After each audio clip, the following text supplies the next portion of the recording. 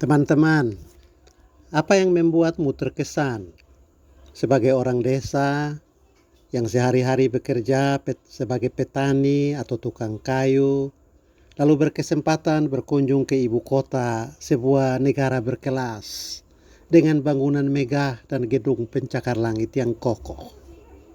Kira-kira apa yang menjadi daya tarik dan daya pikat yang menyita perhatianmu? Tentulah yang kau kagumi adalah bangunan mentereng dengan teknologi super canggih. Dan decak kagum itu tampil dalam berbagai ekspresi. Misalnya seruan wow sambil menutup mulut dengan tangan. Bisa juga decak kagum itu nampak lebih lembut. Luar biasa. Nah, itulah getar hati manusia umumnya melihat panorama yang indah untuk pertama kali. Reaksi Yesus beda. Dia datang dari Nazaret, anak tukang kayu, ke Yerusalem yang memiliki sejarah berabad-abad dengan bangunan super megah, yaitu Bait Allah. Di halaman Bait Allah yang agung itu, tentu saja ada banyak orang saleh, ahli Taurat, kaum Saduki, dengan pakaian yang rapi, dengan jenggot yang tebal, berkumpul dalam kelompok-kelompok kecil sambil mendiskusikan hukum Musa. Tetapi bukan pemandangan itu yang mengesankan Yesus. Dia lebih tergerak hati melihat seorang janda yang memasukkan uang 2 peser ke kotak persembahan di pintu gerbang Bait Allah yang megah itu.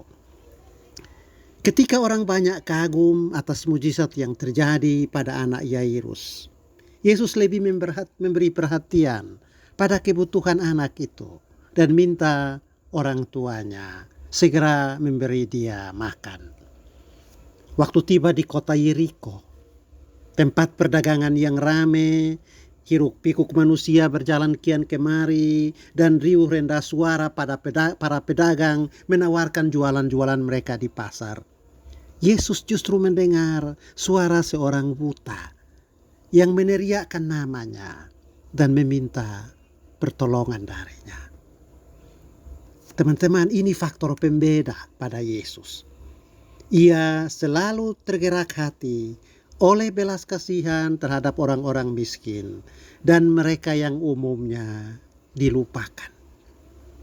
Kata Yunani untuk belas kasihan yang menggerakkan Yesus adalah splagchnizomai, yang artinya bagian dalam dari jantung.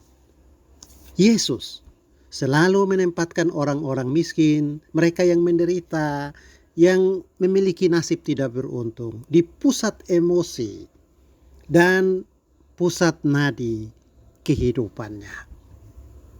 Itulah juga yang Yesus minta dari pengikut-pengikutnya untuk lakukan. Seperti yang nyata dalam perumpamaan tentang penghakiman terakhir dalam Matius pasal 25. Yaitu menjadi pengikut Kristus yang benar adalah yang menempatkan orang-orang miskin, mereka yang kurang beruntung, di pusat emosi dan nadi kehidupan. Itu juga yang harus jadi teladan bagi gereja dan pejabat atau pemberita-pemberita Injil masa kini.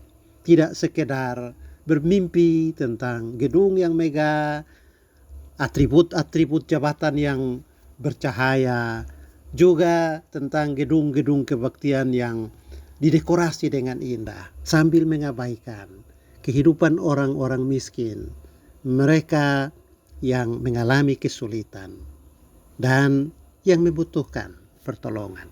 Belas kasihan Yesus itu kunci untuk tetap menjadi gereja yang menjadikan Yesus sebagai panutan, teladan, dan pokok pemberitaan.